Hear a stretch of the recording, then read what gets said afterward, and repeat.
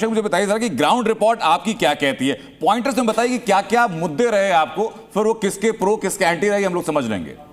देखिए 3 पॉइंट में हम समझने की कोशिश करेंगे। जैसे मैं मुर्शिदाबाद, फरक्का, मालदा उस बेल्ट में मैंने रिपोर्टिंग की और ग्राउंड रिपोर्ट पे जब मैं वहाँ पे पहुँचा तो मैंने ये महसूस किया कि बंगाल का जो सबसे बड़ा मुद्दा बनेगा वो बनेगा कानून व्यवस्था। आप देखिए कि देश के गृह मंत्री, देश के प्रधानमंत्री गुंडों की बात कर रहे हैं, क्योंकि बंगाल में तो बहुत बड़े ड्रग्स माफिया हैं, उनकी बात नहीं हुई, गुंडों की बात हुई। किसकी? टीएमसी की गुंडों की बात। जो सिंघम आईपीएस उतारे गए, अलग अलग नाम दिए गए, एनकाउंटर स्पेशलिस्ट उतारे गए, जयपाल शर्मा जैसे लोग उतारे गए, वो दूसरे चरण के बाद ज़्यादा आपको क्यों दिखे? क्योंकि पहले चरण में वो सब चीज़ें बीजेपी की तरफ गई।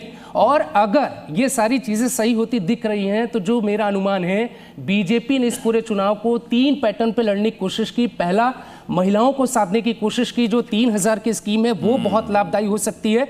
बिहार में भी मैं था, महिलाओं में नरेंद्र मोदी को लेकर यकीन था। इस बात को विपक्ष डिनाई कर सकता है, लेकिन ये इसे आप कैंसिल नहीं कर सकते। दूसरा पॉइंट, कानून व्यवस्था। जो मॉडल योगी जी ने सहारनपुर से दिया कि मई जून में हम शिमला बना देंगे, उसी पैटर्न पे बंगाल में देश के प्रधानमंत्री और गृहमंत्री चुनाव लड़ते दिखाई दिए। तीसरा जो सबसे अहम पैटर्न, बूथ पे क्या हुआ?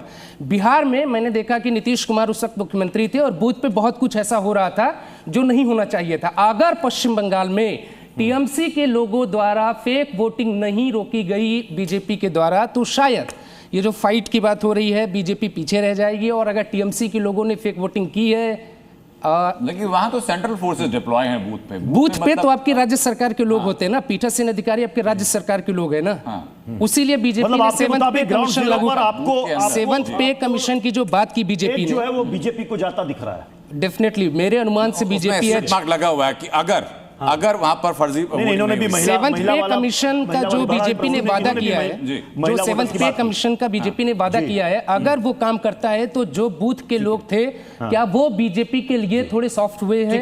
ये आरोप बूथ पे जीनिया भी जुड़ी हुई है हमारे साथ। जीनिया, एक सेकंड, जीनिया से रिएक्शन ले लें, उसके बाद में तीनों की बात करेंगे। जीनिया, आज असम को लेकर आपके पास किस तरह के सेंटिमेंट है? क्या असम में कुछ बदलाव होने वाला? आपका यह एग्जिट पोल क्या कह रहा है? असम की सभी 126 सीटों के सेंटीमेंट को मैंने एनालिसिस किया है और उसका डेटा भी प्रोसेस हो चुका है, लेकिन चुनाव आयोग की डेडलाइन है, इसीलिए अभी असम के डेटा के लिए आपको कम से कम 6:30 बजे तक का इंतजार करना पड़ेगा। जी, तो हम सबको इंतजार है। हाँ बिल्कुल, सबको इंतजार है थोड़ी देर का। नवीन जी भी हमारे साथ जुड़े हुए हैं। नवीन जी, 4 मई, पिछली बार भी यही था नारा बीजेपी का कि 2 मई दीदी गई, अब इस बार भी मई है और 4 मई, लेकिन दीदी की वापसी हो गई थी पिछली बार। नहीं, पिछली बार आप 3 से 77 पर आए थे। हाँ ठीक है। और इस बार 77 से आप 180 से 200 के बीच में जाने वाले हैं। ये मैं पहले दिन से कह रहा हूँ, 10 दिन से वहाँ से वापस आया हूँ। आज 10 दिन हुए हैं। 10 दिन में मैं जो ग्राउंड पे देखा है, जो वहाँ की स्थिति है, जैसे कि अभिषेक कह रहे थे, कानून व्यवस्था है, महिला है, बेरोजगारी है, वहाँ पे शिक्षा का गिरावट है स्तर में, वहाँ किसी आदमी की सुरक्षा नहीं है। उन सबको अगर आप देखते हैं, 180 से ज़्यादा सीटें भारतीय जनता पार्टी जीतने वाली है। आज ममता बनर्जी का बॉडी लैंग्वेज सबने देखा है, वो घर से नहीं निकली थी शाम दोपहर तक, और सुबह निकली, जिस प्रकार की उनकी भाषा थी लगातार एक ही है। पहले चरण तक कोई किसी प्रकार की हिंसा बहुत अधिक पश्चिम बंगाल के चुनाव में नहीं देखी थी, लेकिन दूसरे चरण के चुनाव में हिंसा का उन्होंने करने का प्रयास किया। ठीक है, ये बात सही है कि सेंट्रल फोर्सेस बाहर रहती है, उसको मैनेज नहीं करती, अंदर का काम। इंपॉर्टेंट बात ये कि जो 7th पे कमीशन की बात आई है, वो अगर बूथ के अंदर मौजूद लोगों के जहन में ये बात असर करेगी तो वो एक इंपॉर्टेंट फैक्टर हो सकता है।